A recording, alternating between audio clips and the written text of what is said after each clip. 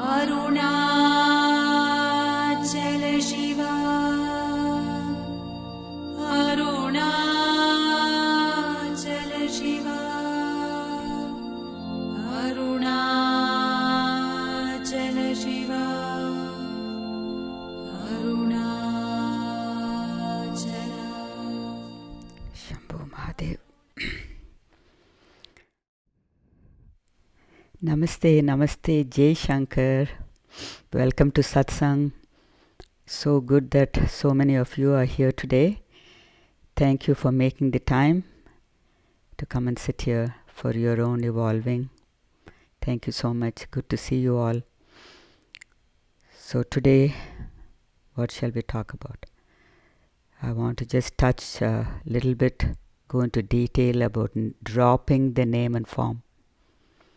Dropping your name and form. Because it's one of the toughest aspects of the spiritual path, right?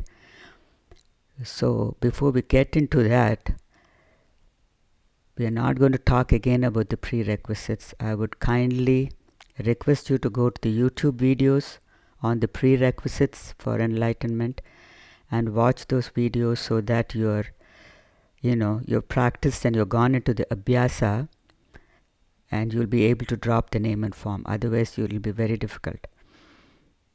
So skipping all the prerequisites, coming to how do we drop the name and form is like, if I tell you drop the name and form, you'll say, oh wow, that's been a part of my being, from the day I was born, because my parents gave me the name.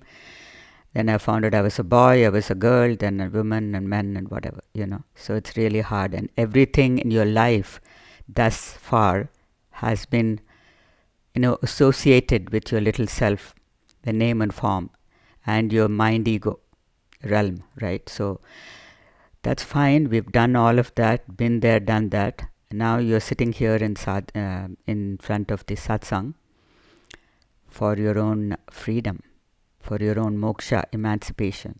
So how do you go about doing that? It's very difficult because it's not given in such, points like we have the prerequisites. It's even when you go through the Shastras and everything, it is just the essence of the Shastras, the essence of the Vedas, the essence of everything.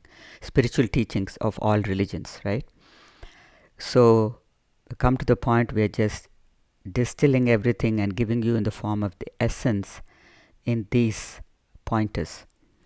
So you have to take it and run with it. I mean, you have to take it and practice it, because if you don't, if you're just being dragged along, I'm only telling this, in relationship to the text that I get for people who have been with us for quite a long time, or somebody who has come recently, whatever it is. Unless you do the abhyasa, yes, the Guru principle is there guiding you, and all of the information that comes to the Guru is only from God, because there's no more Guru, right? There's no more name and form in that personality. It's all fallen off. So therefore, the direct connection with the infinite reality only exists, and so therefore the infinite reality speaks. Okay, so coming to the name and form, why is it so difficult to drop? Is because first we have to practice the 3 S's. Okay, Samyama, Equanimity, Serenity, and surrender. So you have to practice surrender completely, Sharanagati completely, because unless you practice that, it's very difficult to drop the name and form. And I might have given dropping the name and form the prerequisites earlier, but we are just going with the flow of the sadhakas and your maturity and your advancement in the path. Though there's no advancement, there's no big and small, but you know what I mean. So the more advancing in the sense, the more a person or a sadhaka understands these prerequisites and these tools that has been given to you, and starts practicing it and alienates themselves with the name and form, then you are in progress. Then you can easily come to the conscious level and then the super conscious level. Once you drop the name and form, it's very easy for you to be in the super conscious level. Like we talked, I'm kind of, jumping back and forth so that you get a whole picture. So living in the superconscious level is when you totally understand, you've dropped the name and form, you haven't quite realized, but you know the divine knowledge. You know that you are the supreme reality. You know that you are Parabrahman, Tattvamasi, right? You are that. Aham Brahmasmi, I am that infinite reality. So knowing the knowledge, but maybe not quite, feeling it in your heart or experiencing it, it's okay. But you can come to the superconscious living by the way you conduct your life, knowing that this knowledge is the truth given by our masters for so many, thousands of years, is the truth. But I'm not able to come to that recognition that I am the infinite reality, So to come to the recognition, unless you drop the name and form, and when you come to literally, pardon my French, but butt naked in front of God, releasing all of your toys, giving up all these falsities. People will say, I'm a great sadhaka, I've been doing this for the thing, and if you just see their conversation, sometimes when I just simply observe, I'm not trying to judge or anything, I'm simply observing, simply witnessing a certain conversation, there's so much of falsity. You know what I mean? Trying to hide, make everything flowery. Instead of saying, oh, that one, you're an expert, I ain't an expert in that. Just so what? It's not the end of the world. So those kind of falsities, you have to very alertly and vigilantly look at those falsities that's coming up within yourself when you are with the outside world. When you're with yourself, you're just being, even that some people are finding it difficult to do. So going back, when you drop the name and form and you're one with the supreme reality within you, you can see it in form, you can see it in formless, it does not matter. Don't make that, like if you cannot see it in form and you say formless, and you can only see that Ishvara in form, like Jesus or Allah, Krishna, whoever, that's fine with me. As long as you connect with that form with lot of devotion, love for that form, love for God, intense love for God, that you're prepared to give up everything in your life for that love from God, which comes back to you, right, 100-fold. So that's what I'm saying. So when you're in that state, when you've given up everything, your name and form has dropped, and you're in that Samyama state, equanimity, and simply merging with the supreme reality within you. Don't even think of the supreme reality. Don't think of anything, because a lot of you are having issues. You're coming to conflicts. Suppose you're simply, I'm giving you to, suppose you are there and you're simply being for a few moments in a day, even if you cannot sit and meditate. Some of you say, I meditate in the morning, I'm not able to get the rest of the day. Why? That means this is not your priority. Let's be frank here, okay? That means it's not your priority. And what can I even do? If it's not your priority, there's nothing I can do. But if you make it your priority, you will say, okay, let me sit at least for 5 minutes in the afternoon. Another, at least, it's the end of the day. 24 hours you have, guys. You can't spend 3 hours for meditation. Anyway, going back and forth, you're filled with all of these jagat things, okay, in the world. Okay, I have to do this, I have to do that. Okay, the doing happens till the day you die, but the doership has to be dropped. So when the doership drops, what is so important to you than meeting the Lord within? Connecting with that infinite reality and allowing that current to flow within you. You know how they say, I think it was Rumi who said, like a silent mind. To a silent mind, the whole universe bows down. I may not have the exact words, but that's what it is. To the silent mind, the whole universe bows down. So I'm talking about that silence, bringing that silence into your life. So in that beingness, you're just simply being. You're not, attached to something else. You're not attached to the name and form. You're not attached to anything. You're simply being in that moment. So, okay, Maharaj told me to sit. Let me at least sit for 5 minutes. You sit for 5 minutes. Simply renounce everything. I've told you so many times, it's an inner renunciation. Outside you may be the name and form I'm telling you to drop, but somebody will call you, oh, hi Edward, Hall Nicholas or whatever, and you'll have to turn and look, right? Because that's the name given. It's fine. But it's an inner renunciation. Completely inside within you, you simply renounce. And if you cannot do it with such courage and vigilance, you can't make it to freedom. Simply you can say, oh, I am that, nobody has to tell me that I'm free and all that. But you'll know you are still in conflict. You're still in suffering. That's the red flag. So if you say that, oh yeah, I have given up everything, I've surrendered to God, okay, and then you're sending me this text saying that, this thing bothers me, my past bothers me, the abandonment bothers me, this bothers me, all of that botherations, that means you are in suffering. Think about it. You are in suffering. So I hear what is spoken about, what self is telling you is that how do you release yourself from that suffering? That's the whole path of recognition, realization and recognition of the infinite within you. That's when the suffering stops. It's not that all the great Mahatmas didn't have bodily problems. Okay, everybody has it. But it's only that of the body. They knew that they were not the body and the mind. There was something beyond that. So they were able to they didn't see it as the pain, as suffering. Hey, the pain in the body, my knee is paining, this is paining. It doesn't matter because you're wasting time. You're wasting time looking at these frivolous things of the body, mind, ego, the jagat, how you have to conduct yourself in the world. Sorry, you have to drop all of that. Inner renunciation. I'm not saying you be lovingly unattached. I'm not saying, oh, you have to be like this, renunciate with a glum face. No, you're embodiment of joy. Chidananda Rupam. Shivoham, Shivoham. You're the embodiment of pure joy, love and consciousness. You're simply flowing. Now, some people may say, well, how can I always flow without this glum face and whatever? The reason is because you've not come to drop in the name and form. And you've not come to that Sharanagati, where in that Sharanagati, the space of Sharanagati or surrender, where everything is taken care of for you. Imagine the infinite bows down, the whole universe bows down to you. Then what is your problem? Everything is taken care of. Even the minutest details. I've shared with you so many things, aspects in my life that happens. Like getting my blueberries, getting my broccoli, whatever it is. It's all taken care of.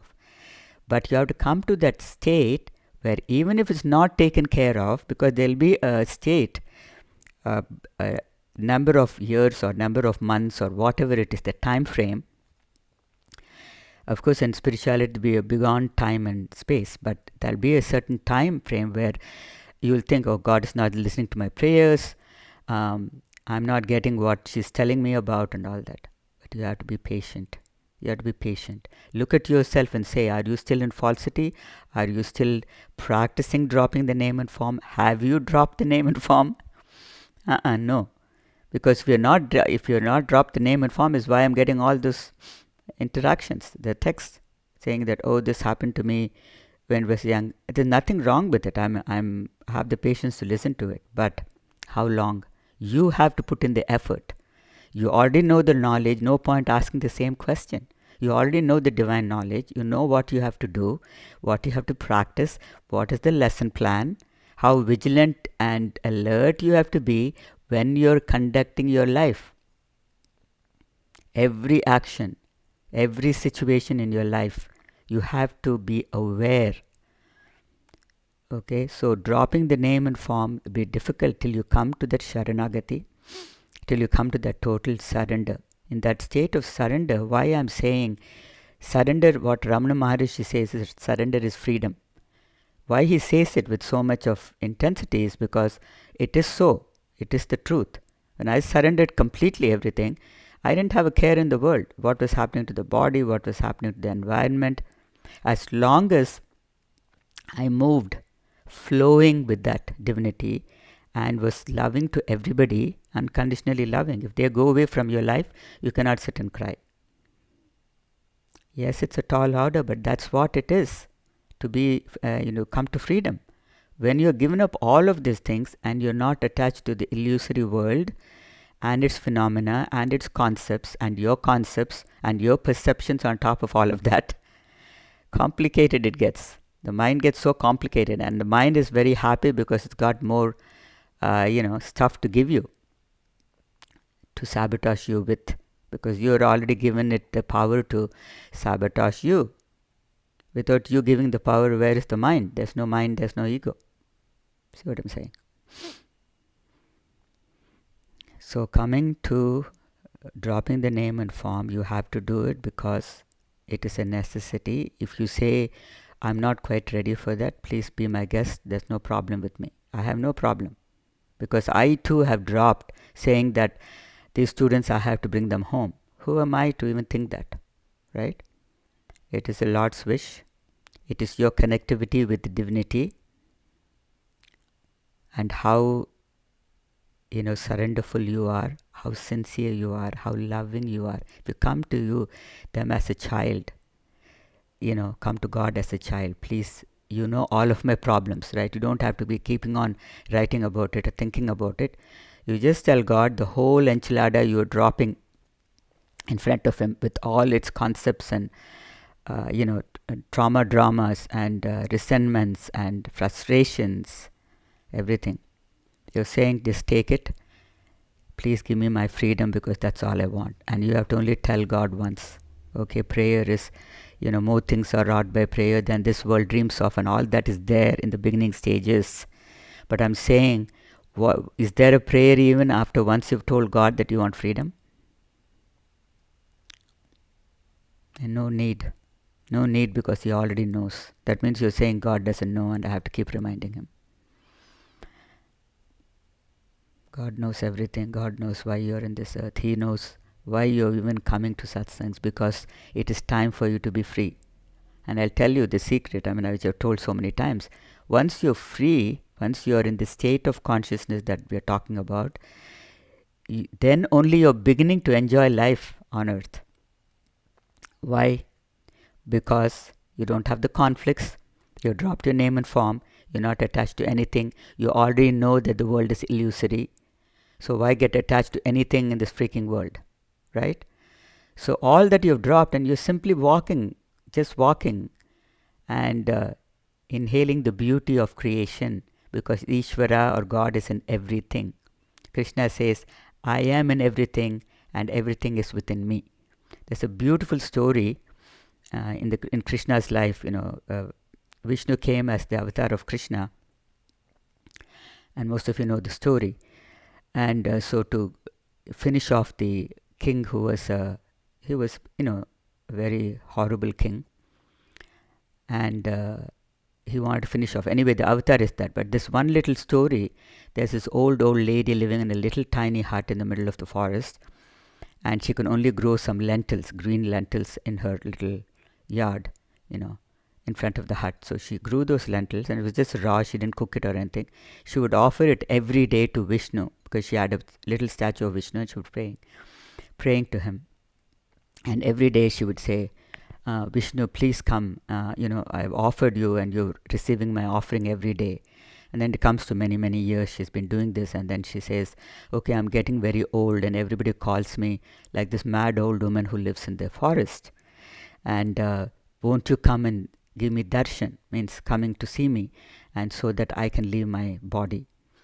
So she prays and prays and prays, and Krishna is like a little boy with Yashoda, his mother, and then he hears the prayers. Because he's an avatar, he's come on earth, he hears the prayers. But everybody, especially his mother Yashoda, thinks he's very naughty because he's shooting off from the house without letting her know to come and, be with his sadhakas. So like this old lady. So basically he comes away from his mother when she's treating him with all these delicious things made out of milk, milk sweet and milk everything, buttermilk and halwa and all that. He just pushes off because he hears the prayers. Please, Vishnu, why are you not coming to see me? Lord, please come to see me. I have no more energy. I want to see you. The bhakti, devotion. She has nothing. She said, I've offered you, I've kept this lentil, from the morning, and you haven't come to eat. And you say that you eat it, and all these naughty boys come to eat it. Several times these naughty boys have come, but you have not come. So anyway, the naughty boy Krishna comes, and he already goes into she's lying down in the front. She goes into the prasad, prasad is in front of her shrine. He brings the prasad out, and he's eating.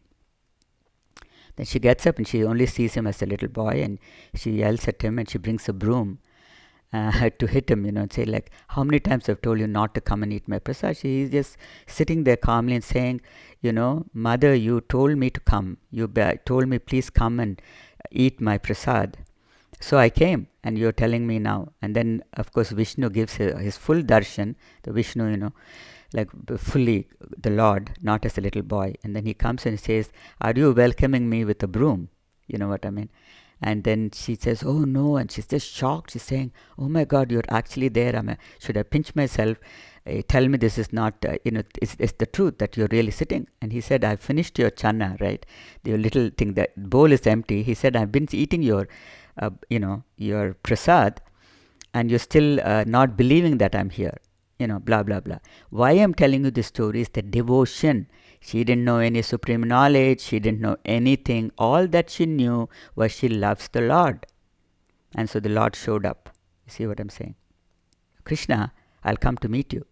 And he keeps up his promise. So in that Swami, there are so many tales of Lord Krishna on earth when he keeps up all these promises of all the sadhakas.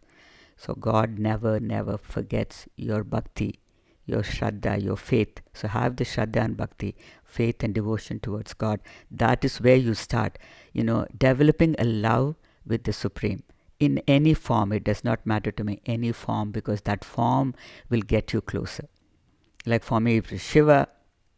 Then I started going to Arunachala because my parents were there, foothills of Arunachala, and then I would just sit in front of the mountain and meditate, and I was just one with the mountain. So I just, to me now the mountain has become very special, and then I found out the mountain is not just the abode of Shiva, like the Kailash, but it's Shiva himself.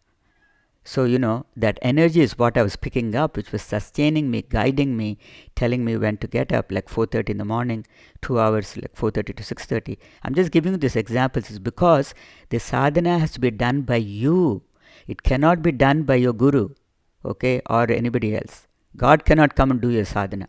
You have to do your sadhana, but he sends the gurus to help you facilitate that, to easier seeing, so that you're able to understand that Shraddha and Bhakti is important, surrender is important. Now all of this you have done, then what is the problem dropping the name and form?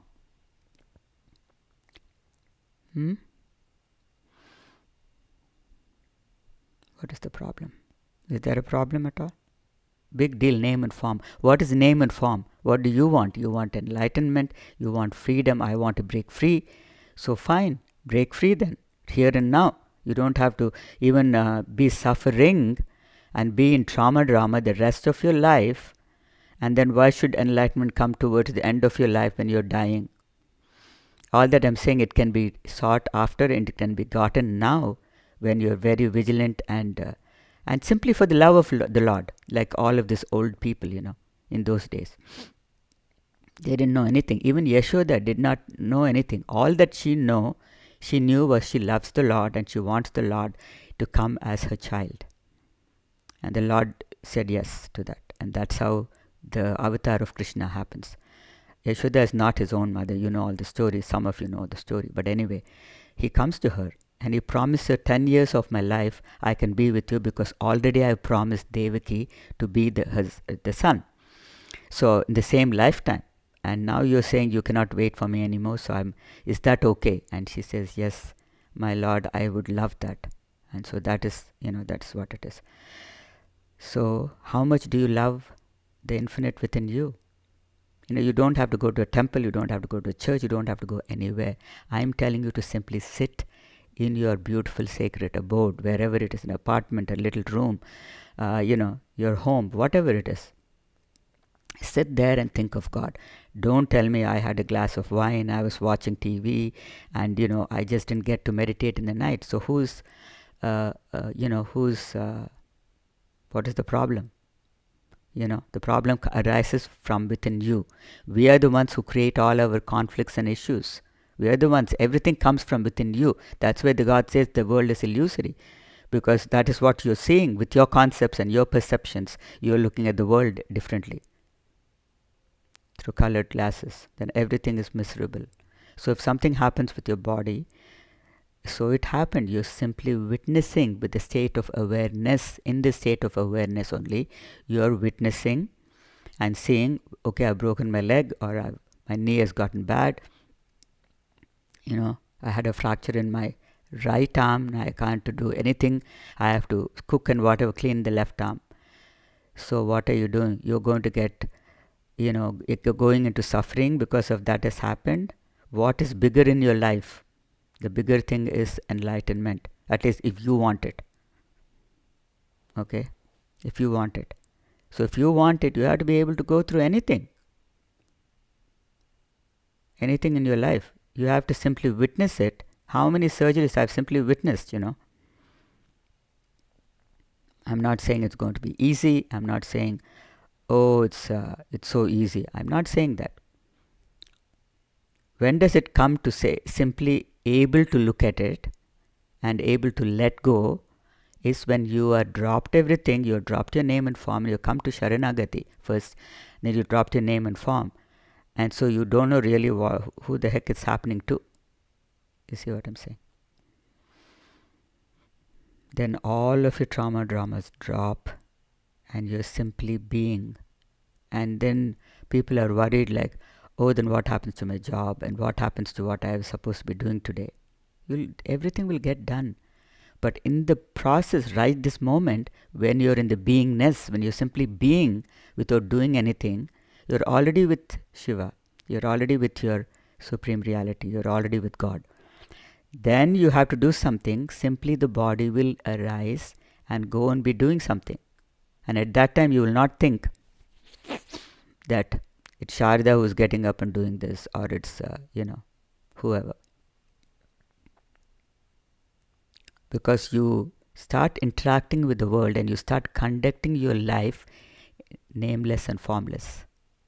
How beautiful is that? So when somebody compliments you, you won't say, oh, well, I'm such a great guy. When they don't compliment you, you'll say, gosh, I cooked up such a big, nice meal and I took her to the opera and, she didn't even say anything. See what I'm saying?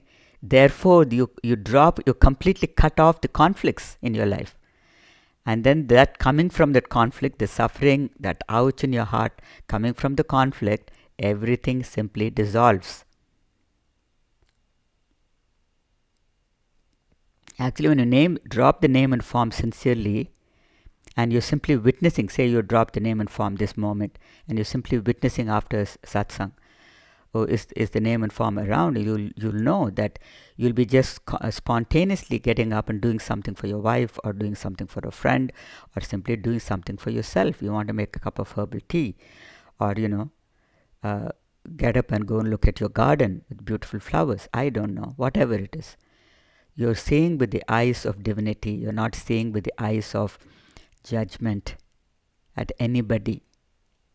Okay? You're not seeing with the eyes of judgment. That judgment alone and saying good and bad. There's no good and bad. It's how you see it. All of those concepts drop. Then in that pure form, in the divine form, you're simply there to witness everything. Then where is the conflict? Where is the judgment? Where is the sadness? Where is the resentment? Where is the anger? Where is the abandonment? Blah, blah, blah. Nothing, no? Simply, God has given you this. Say, suppose something happens and, you've given a child to be taken care of or whatever. You know that it's just in divine order, that you have the capacity to tend to this child. So she's been given to you, or he's been given, or some other thing that happens in your life you're doing.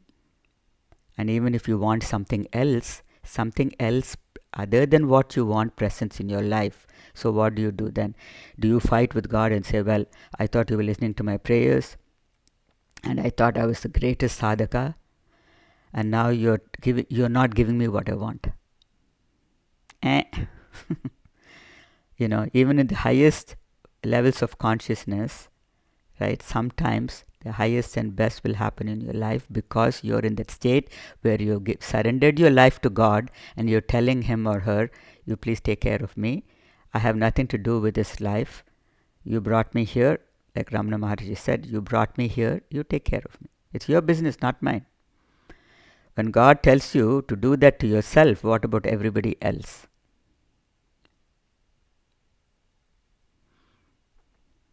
You're not responsible for anybody. But at the same time, Ramana does not say drop everything, your family, and come and sit on the mountain either.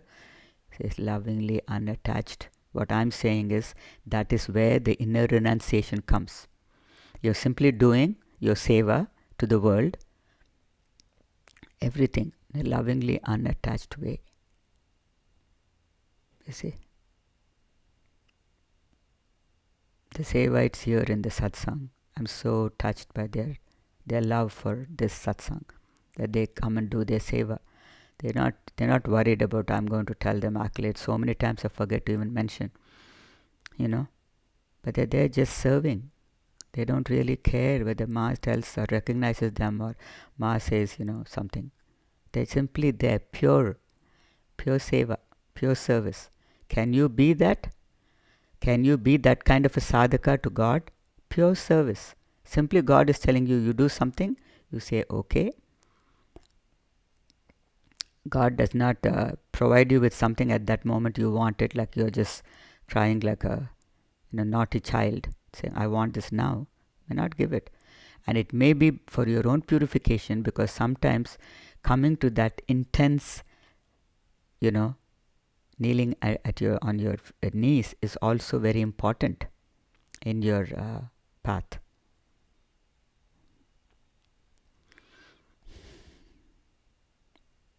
So that's what the main thing I want to talk. Name and form is very, very important.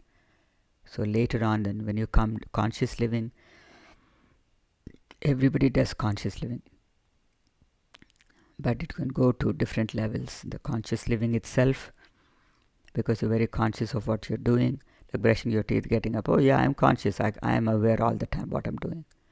Then you go and yell at your neighbor. I'm not saying you're doing it, but I'm saying these are common things that happen in life. You just lost it with your neighbor or with a friend, or you just went to a bunch of people. You're getting in, having a meeting or something. It could be spiritual, it could be cultural, whatever. And then you come home feeling really miserable. Right? Nobody asked you to take on all of their nonsense. You got to, when you go in there and say you're not the name and form, you cannot take on any nonsense. You can just come home and you may feel a little, your body, may feel a little, out of it. You simply witness it. Go have a shower or something. Get all the negativity out and you simply sit for meditation. Just like that, it'll be gone. You're not using meditation and silence for everything in your life. You're going outside. You want to go to therapists, you want to go here, there, outside. Everything is within you if you meditate the way I'm saying. Everything is within you. Split second, 2 seconds, 2 minutes, 5 minutes, you can get all answers. And how you can come to that state is what I'm telling you to do. If you do the abhyasa, keep up all of these things. And some of you newcomers who've forgotten prerequisites, please go and I'm not planning to repeat all of this because, Chris has done a wonderful job in putting all these YouTube videos out there. It's been there for a while and he's bringing new videos to put so that you will all have enough library to go there and listen. And each time, the people who are paying attention and who are listening are telling me that they've been profoundly, impacted by it, by even the vibration, because we have all the transmissions and everything. Most of, all of our videos have, it's very long because it's 2 hours. So the blah blahs for you guys continue, and then you also have the transmission. By the time if you're tired, you can just lie down, or you can just meditate and simply connect to this one, connect to your ma, and then let go of everything. And you see the magic. I'm not saying I'm making the magic. I'm saying the divinity within you is connecting to the divinity that is there, outside, inside, everywhere. End of story. End of the nonsense of your life, all of that sadness and abandonment, and nothing like that exists, because you know that God is taking care of you. He's enveloping you every moment. He's walking with you. He's helping you, every moment. Okay, I hope all of those questions have been answered and you continue to Practice it. The 3S is very important to be in equanimity. See, whatever is happening in your life, whether it's the worst thing that has happened to you, physical, financial, whatever has happened to you, it's not more important than your freedom. You see what I'm saying? So what does it matter? Point A to point B, I've told you this so many times. Point A, your problem starts. The so-called problems, quote unquote problems, okay, which you have given the title, starts and it ends in point B. My question to you, between point A and point B, who are you? Are you that one who's just biting your nails and saying, blaming everybody on earth, blaming, God, and saying like, I don't know why this has happened to me, this is not fair, blah, blah, blah. Or you just simply surrender, you accept immediately and say, for whatever reason it has come to me, even though I have been in awareness and have taken care of everything, it still is presenting in my life for me to take a look at it. And with the state of awareness, being in that state of awareness, I want you to look at this situation that is presenting in your life and see where you can drop it. That's the abhyasa part of it. But really, you have to drop it. And just be patient that, okay, point A is going to get over. It's going to be over anyway. I've surrendered to God, so why should I worry about it? See what I'm saying? Why should you worry about it? Well, you already surrendered. So are you going to be worried about the B? Point B when it all ends? You don't know when it ends. You can't ask. What I'm saying is the freedom is in that moment where you don't have to ask God, oh, when is it going to end? Is it going to be this year or next year or this month or next minute? Then you're not in freedom, right? See what I'm saying is that the moment you are in that Sharanagati, you are in that freedom, everything around you simply dissolves. It is simply there, physically there. But all traumas, abandonment, etc., dissolves because you are already holding the hand of God. You are already connected with that supreme reality. You are connected with that frequency of God. Nothing in this world, including therapists or anything, I'm not putting down therapists, they have their own value and everything. But I'm saying as sadhakas, you don't need anything you don't need anything except connecting to that frequency of God within you. And you don't have to go anywhere to connect with that.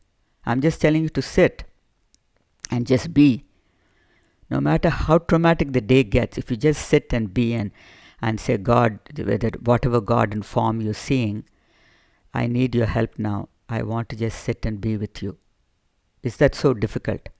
Even kindergarten students can do it. What is your problem?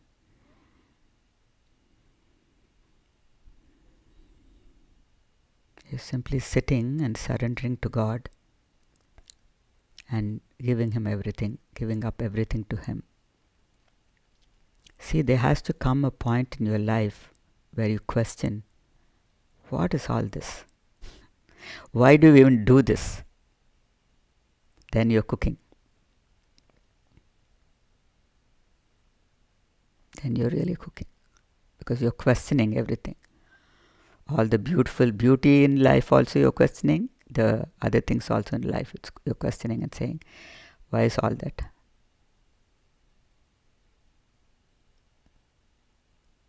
Even if I'm given the most amazing thing in this world, amazing $1 trillion, I would not want to come back and do this all over again. Except when the Lord, if the Lord says, I need you, to come back or something, then I can't say no. To that extent deeply can you renounce everything. It's very important that you come to that point where you are prepared to renounce everything. In this illusory world, it's only an illusion. Everything is only an illusion.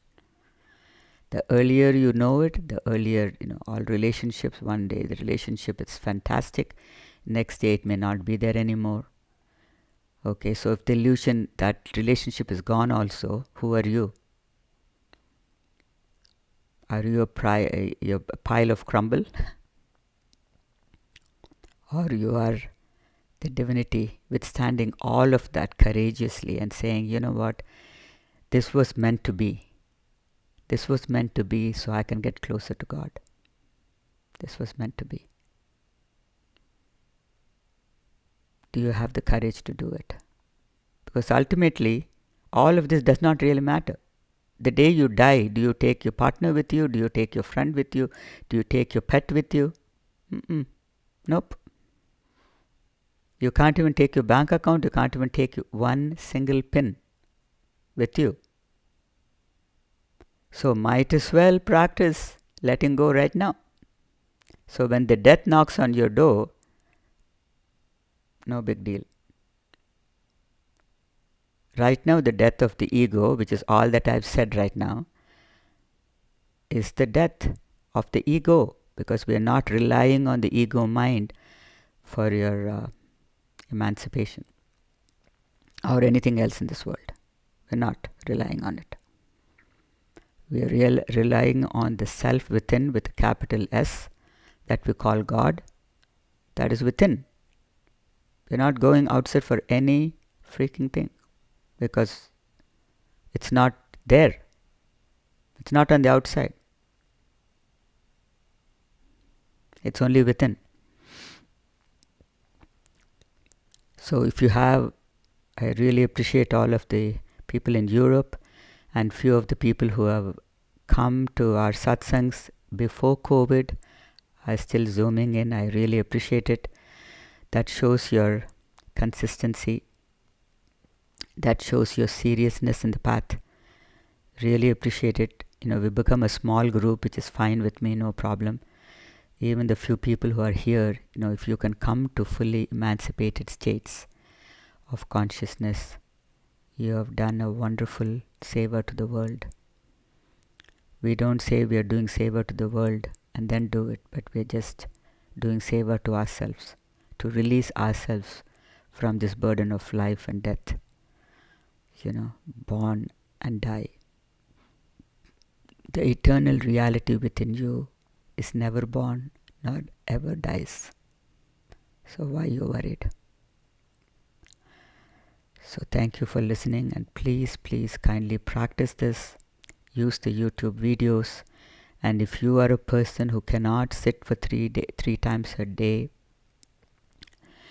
and this is your only sadhana, say if sometimes you people are pretty much retired, there are some people who are retired and who are in their own thing, but still cannot do the sadhana. That's not an excuse. If you are here wanting freedom, that's not an excuse. So please go on to the Infinite Grace Transmission, which is alone there just with the Infinite Grace Transmission. I think it's about 54 minutes or 50 minutes, something like that. Just go and tune this on, turn that on, and tune into your ma, and then simply sit there. It's beyond time and space and time, so you will get the you will get the help from that, and keep doing it. So it's all up to you. You have to have the intensity to do your sadhana.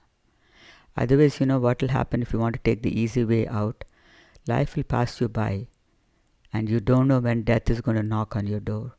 Boom, you're gone one day, and then you say, come to another lifetime, and you say, oops, what happened here? Where is Ma? Where is, where am I? Too late. Too late.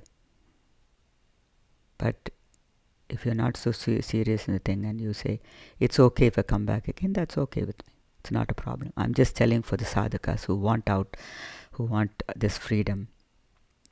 Because after you come to this understanding, and even if you understand it, and you recognize it, and you experience it, even partially, it's so beautiful that you just don't really care for anything in the world. Not your bank account, not your, financial trauma drama. If you believe that God is taking care of you, why should you worry about your finances? Everything you just give up and you simply renounce inner renunciation. Outside, you're a very ordinary person. You don't have to go telling anybody anything. That's why it's called inner renunciation. You know what I mean? Internally, you're doing everything. Externally, you're even allowed to act dumb because you want to keep that silence. This one doesn't hardly have a conversation or go blah blah blah in any situation because I just feel total freedom within, and I just don't, unless it's, talking with you guys, unless it's satsang, retreats or whatever we do, the talking happens because Ishvara wants to give you some information. As far as I'm concerned, nothing happening here. So you'll see it becomes very profoundly interesting for you to simply be with a group of people and not really give any feedbacks. You know what I mean? It's so wonderful because you can hear all of the other things, where people are and what they're doing. And it's okay. You don't sit there and say, oh, I am so wonderful. I'm so different from them. You recognize through witnessing that, oh, there's something different here than their state of consciousness. And you simply recognize and appreciate that, oh my God, thank God, I'm not where they are because that's a long ways to go. It's not a judgment, it's a seeing, it's a witnessing. Okay? So I hope I've spoken more than I wanted to, but it's okay because many of you needed this information. So we'll go into the race transmission, make yourself comfortable. And for the newcomers, or if you've not been here for a long time, I will guide you through the meditation. And then we are sitting silent while the transmission is going on, and then I'll bring you out. Don't open your eyes before you're set to. Thank you so much. Love you guys. Sit comfortably. Take in a deep breath, inhaling light, peace, love. And exhale, releasing all the tensions.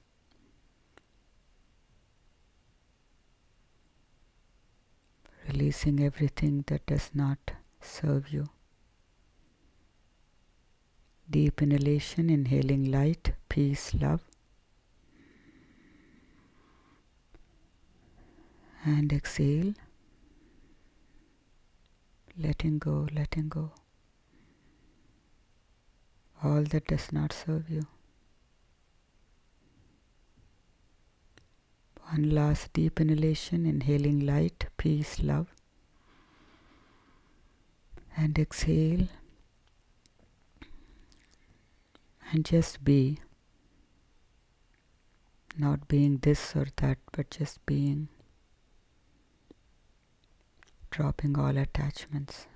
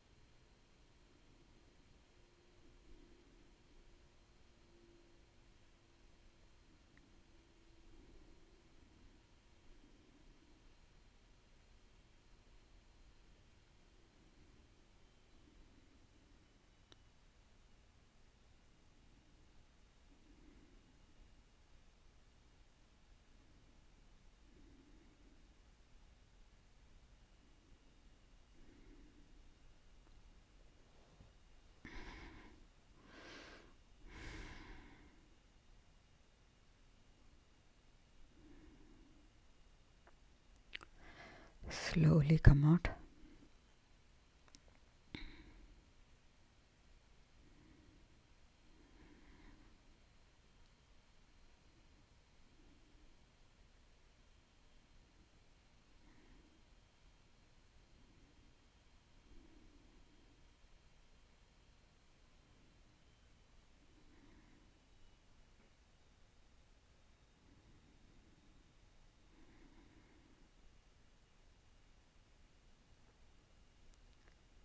Slowly come out.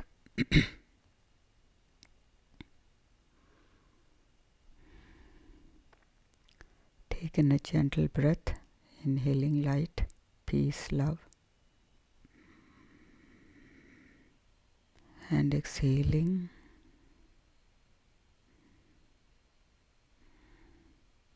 dropping and being.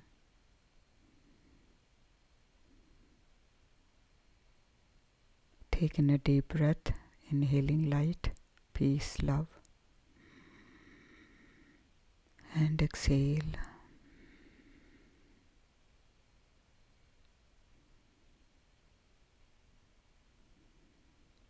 One last time, take in a deep inhalation, inhaling light, peace, love, exhaling, dropping everything that does not serve you.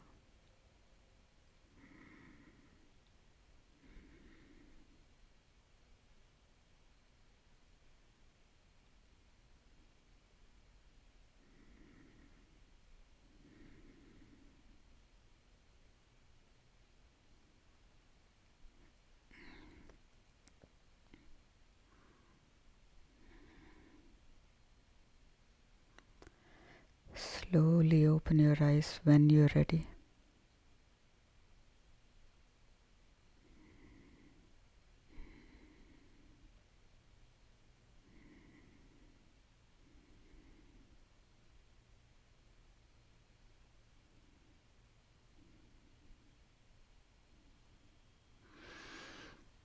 Thank you. Thank you so much.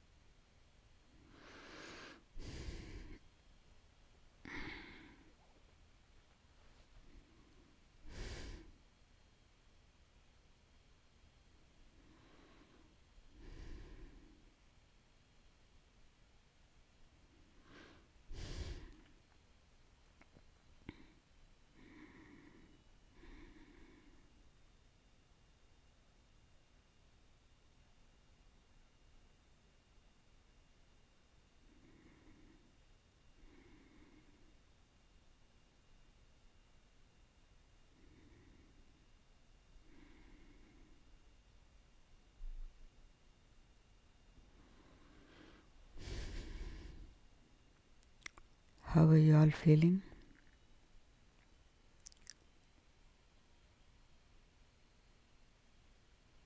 Continue to be in this state even though you have to get up. Continue to meditate if you so feel to. And write us any feedbacks, questions.